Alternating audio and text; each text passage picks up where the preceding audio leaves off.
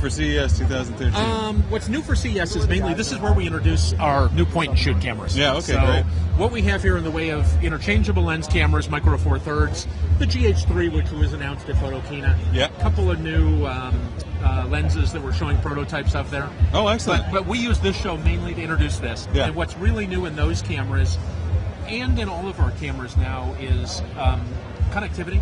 Right. So either Wi-Fi or near-field communication or both.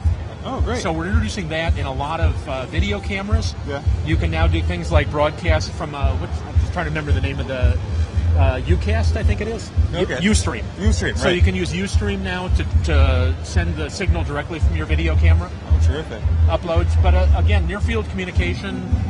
So how does the NFC, how is that working with your smartphone then in combination with the camera? So if you have basically an Android smartphone that runs one of the newer ones that one of the newer ones that uses near field communication. Yeah.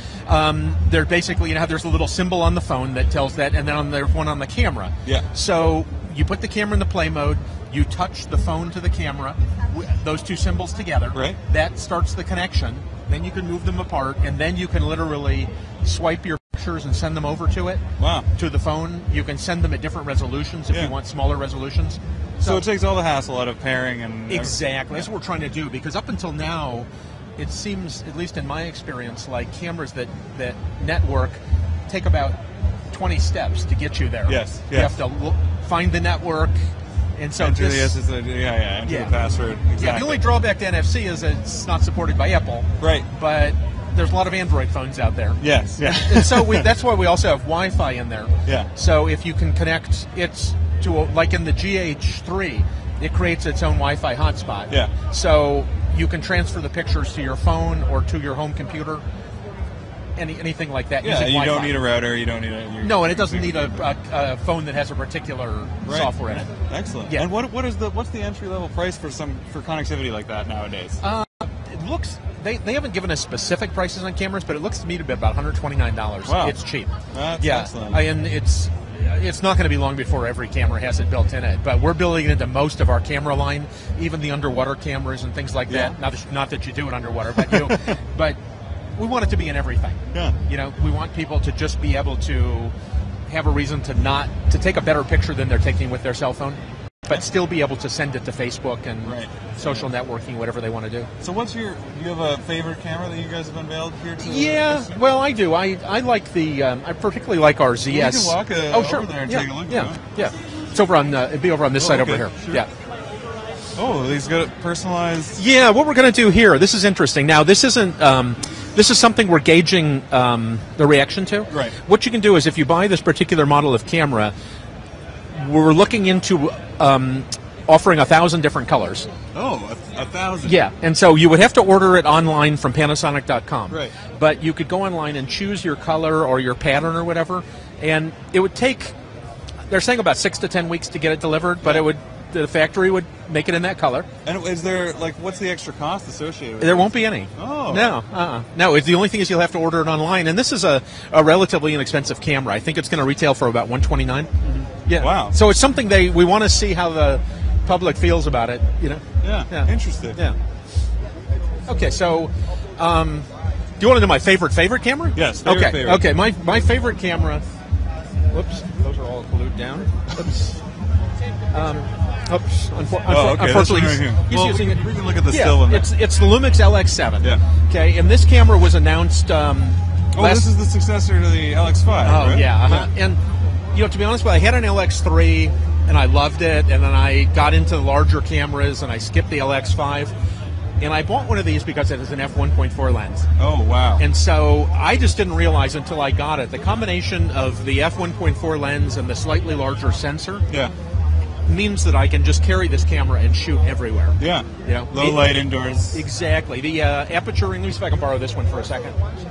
So the aperture ring is on the lens now. Okay. So you can quickly come up here and turn the aperture. And it's a clicking, it's not a smooth. Yeah, exactly. You can turn it and see that it clicks in half stops. Very nice click. So to me, this is my new carry everywhere camera.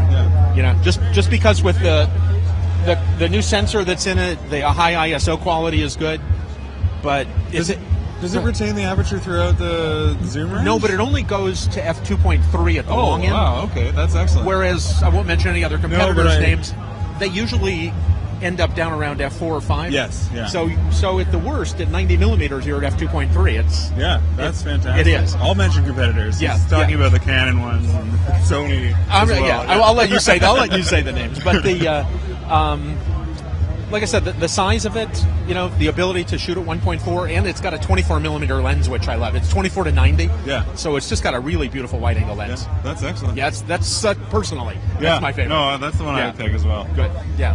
So what's the new one that you've got? The new one is the new point and shoot that I really like is either the ZS25 or 30. Yeah. And this has kind of always been our flagship point and shoot camera.